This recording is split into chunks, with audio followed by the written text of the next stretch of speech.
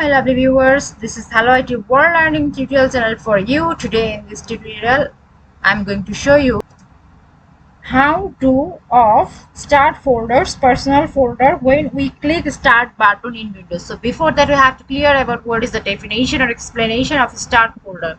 So here I have kept my mouse on this icon, this reveal, this is the start icon. So click here. So here I have set it before, so when I keep the mouse on this icon, this is revealed the personal folder which I want to remove now. So for this removing side, I will go to the search option, then click the settings. See here the personalization. In below I will go to the start options, in also below go to the folders. See now I want to off. So when it's off, now the sign has been removed or icon has been removed. Let's check for this. So off, see it has off.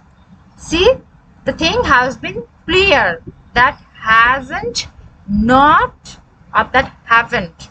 So thank you so much for watching this video. Please subscribe this channel. Hopefully this tutorial will help you so much.